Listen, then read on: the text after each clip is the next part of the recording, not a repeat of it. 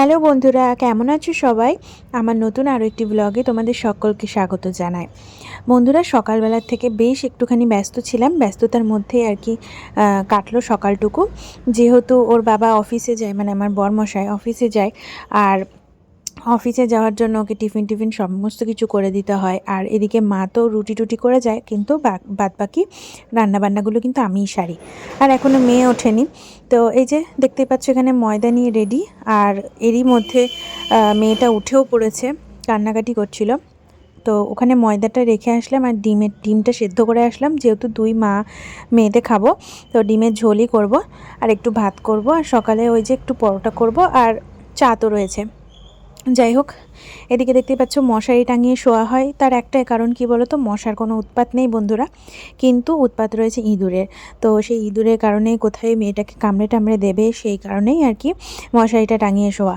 তো তারপর দেখতে পাচ্ছ মেয়েটাকে একটু ঘুম থেকে তুললাম। ওর কিন্তু এখনও ঘুমো ঘুমো চোখ রয়েছে, যেহেতু প্রচণ্ড শীত পড়েছে, ওই জন্য একটু লেটে ওঠে। আর রাত্রে কিন্তু আমি ওকে প্যাম্পার্স পরিয়ে শোয়াই, তো সেটাই আর কি খুলে দিলাম, ভরে গেছিলো। তো রাত্রে ও বেশ কয়েকবার টয়লেট করে, সেই জন্য পুরো প্যাম্পাসটা ভরে যায়। তো সেই কারণে আর কি সকাল মানে ও ঘুম থেকে উঠলেই খুলে দিই। নতুন করে আর কোনো প্যাম্পাস রাত্রে আমি পরাই না, ওই একটাতেই কাজ চলে যায়। যেহেতু অনেকটা রাত্রি করেই শোয়া হয় আমাদের, ওই মোটামুটি আমার মেয়েটা ঘুমোতে ঘুমোতে 12:30 তো বাজিয়েই দেয়। যাই হোক, হ্যাঁ, যেটা বলছিলাম, ঠান্ডা তো প্রচণ্ড পরিমাণে পড়ে গেছে, মানে বলতে পারো অনেকটাই ঠান্ডা পড়ে গেছে। আর ও তো বাচ্চা মানুষ, ও মানে কি বলতো, ঠান্ডাটা মানে অনেক পড়েছে বলে একটু লেটে উঠছে, না হলে তো ও অনেকটা সকাল করে ওঠে। যাই হোক, এখানে ওকে জামা কাপড় পরাতে গিয়েও একটু কান্না করছিল, কিন্তু দেখো কোলে শুয়ে ওকে ঠিক আমি কিন্তু আবার ম্যানেজ করে নিয়েছি, ওকে হাসিয়ে দিয়েছি। তো যাই হোক, এখন ওর সাথে বেশ খানিকক্ষণ খুনসুটি করার পর ওকে কিন্তু মানে অনেক গল্প শুনিয়ে তারপরে কিন্তু আমি সকালটা শুরু করি। আর এমনি দিন যদি ওর বাবা থাকতে থাকতে উঠে যায়, তাহলে কিন্তু ওর বাবাই ওর সাথে অনেক গল্প করে। আমি প্রথমে উঠে পড়ি, তারপর ওর বাবা ওকে সোয়েটার টোয়েটার পরিয়ে তারপরে নিচে নামায়, মোজা টোজা পরিয়ে। কিন্তু আজকে যেহেতু ঘুমিয়েছিল, ওর বাবা মানে চলে গেছে, আর এদিকে আমার মনে হচ্ছিল মেয়েটার পায়ে একটু ব্যথা ব্যথা করছে। তো যাই হোক, রাত্রে হয়তো অন্যভাবে শুয়ে পড়েছিল। তো এখন সোয়েটারটা পরতে গিয়ে অনেকটা নাটক করছে, মানে ও সোয়েটার পরবে না, কিছুতেই ও সোয়েটার পরবে না। তো যাই হোক, এখন কোনো রকমে সোয়েটারটা পরালাম। তারপরে ও ঠাকুরের দিকে দেখাচ্ছে, কারণ আমি তো ওকে ঠাকুর নম করাইনি সকালবেলায়।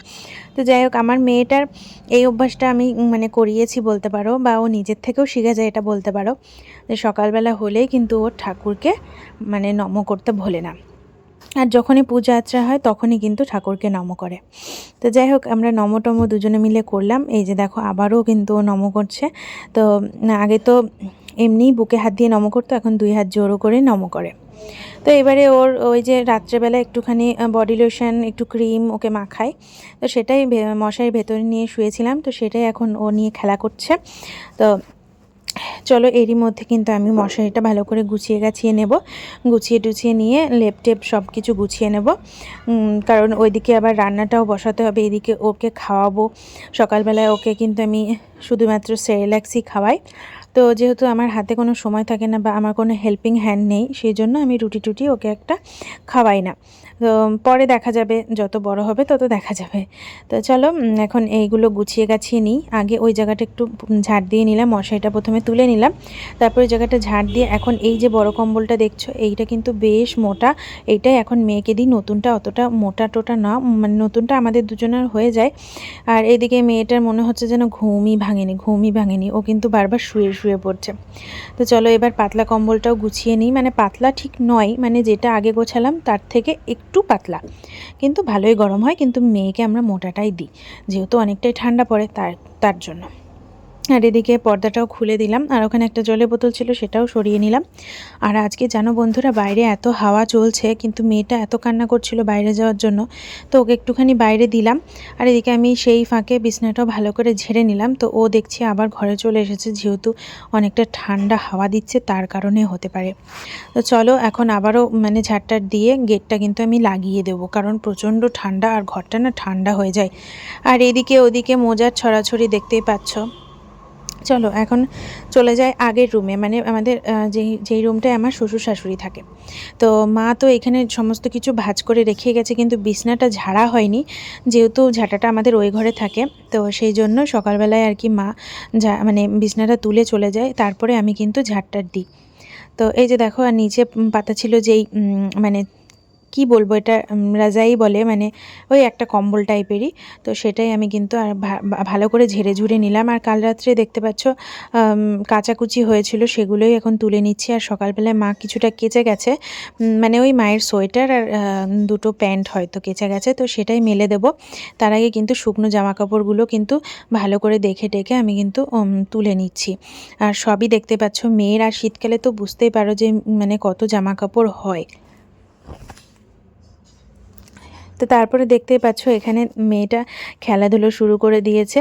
আর আবারও ওই যে বিছনায় বালিশ পাতা দেখতে পাচ্ছ, কারণ মেয়েটা না আর একটুখানি শুয়েছিল, মানে ওই এমনি আমার সাথেই শুয়েছিল, আমিও ওর সাথে একটুখানি শুয়েছিলাম।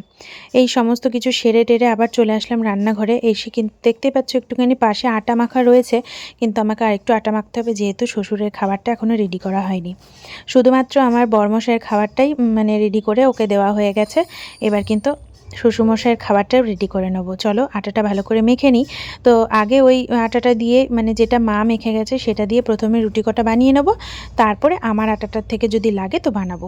আর এখানে দেখতে পাচ্ছ ফ্রাইং প্যানটা গরম হয়ে গেছে, আর এখানে কিন্তু আমি দিয়ে দিলাম ডিম দুটো। চলো ডিমের তরকারিটা পুরোটা শেয়ার করতে পারবো না, তার কারণ মেয়েটা এখানে এসে বারবার স্ট্যান্ডটা ধরছে, ও নাড়া দিচ্ছে, মনে হচ্ছে ফোনটা পড়ে যাবে। তো সেই কারণেই আর কি বেশি খুব একটা রান্নাবান্না তোমাদের সাথে আজকে শেয়ার করতে পারবো না। দেখা যাক নেক্সট ব্লগে তোমাদের সাথে রান্নাবান্না শেয়ার করব। আর কি বলো তো, একলা থাকি তো, আর মেয়েটাকেও দেখে দেখে রাখতে হয়, ওই কারণে সমস্ত কিছুটা একেবারে শেয়ার করা হয়ে ওঠে না।